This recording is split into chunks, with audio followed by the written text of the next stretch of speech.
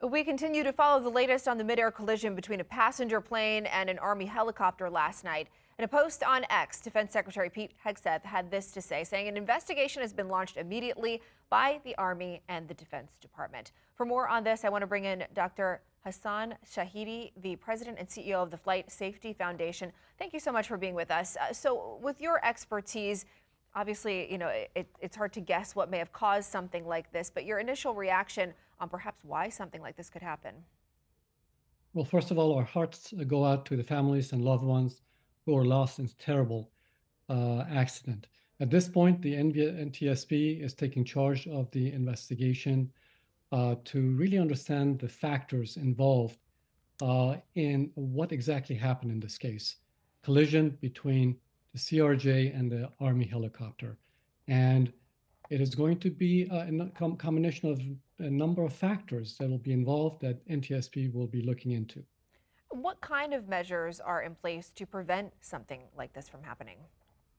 There are procedural uh, uh, processes in place as well as technology to avoid from this happening ever. And so it is really a tragedy that this occurred. This is absolutely something that cannot occur, should not have occurred, and is absolutely preventable. Of course, there's so many questions that are going to be asked and hopefully answered in the days and weeks ahead. But I do want to talk about, an aviation law that was signed that added new flights to Reagan National Airport. And critics of this had said that there's already too much traffic. There's more than this airport could handle. What are your thoughts on that? Is there kind of a balance that we need to find in terms of flights and airlines wanting to add more flights and the actual capacity of some of these airports?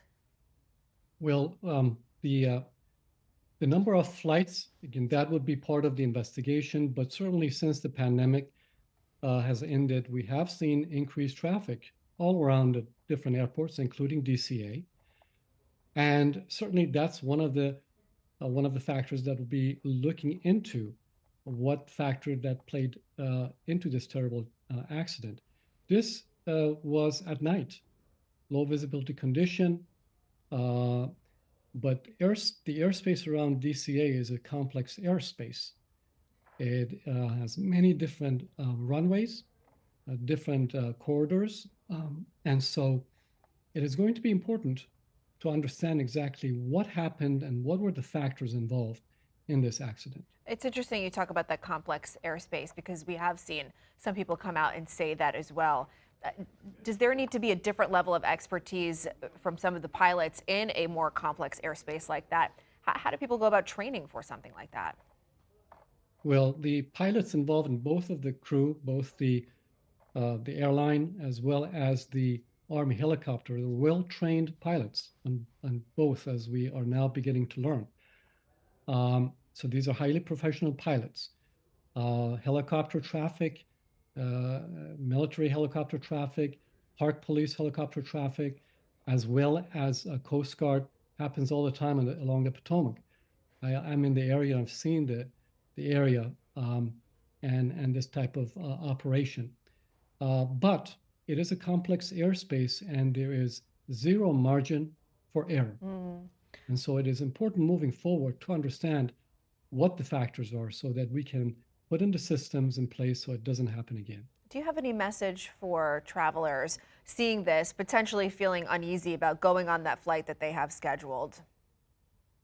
Anytime we see something like this, it's completely understandable that passengers would be concerned, especially with a tragedy like this. But we in this country have a very safe air transportation system. Last year, we had nearly 1 billion people travel in the United States. Um, and we have professional pilots that do their jobs very well. We have professional air traffic controllers who are trained and do their jobs very well. And so moving forward, I think it's important for passengers to know that we do have a good system and that there's really no worry for concern. Dr. Hassan Shahidi, the president and CEO of the Flight Safety Foundation, thank you for your time. Thanks for watching our YouTube channel. For more stories in your community, click the subscribe button here. You can also download the Spectrum News app or watch us on TV for the latest information, balanced coverage, weather updates every 10 minutes, and more. We'll see you then.